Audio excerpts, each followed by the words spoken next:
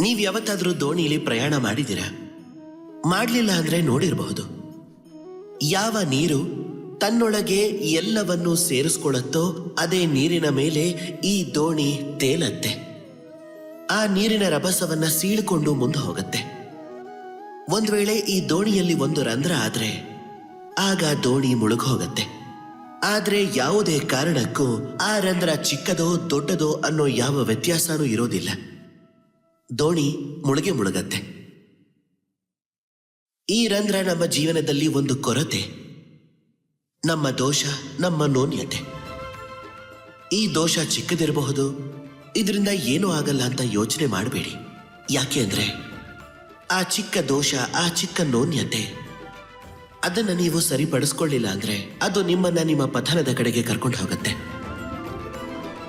ಏನೇ ಆದ್ರೂ ನಿಮ್ಮ ಜೀವನದಲ್ಲಿ ಏನ್ ಬೇಕು ಅನ್ನೋದು ನಿಮ್ಮ ಮೇಲೆ ಅವಲಂಬಿಸಿರುತ್ತೆ. ನಿಮ್ಮ ಜೀವನದ ಈ ದೋಣಿ ಹೀಗೆ ಮುಳುಗೋಗ್ಬೇಕಾ, ಅಥವಾ ನಿಮ್ಮನ್ನ ನೀವು ಸರಿ ಮಾಡಿಕೊಂಡು ಆ ದೋಣಿಯ ರಂಧ್ರವನ್ನ ಮುಚ್ಚಬೇಕು ಅಂತ? ಆಯ್ಕೆ ನಿಮ್ಮದು. ಬನ್ನಿ ನನ್ನ ಜೊತೆ ಪ್ರೀತಿಯಿಂದ ಹೇಳಿ, ರಾಧೆ ರಾಧೆ.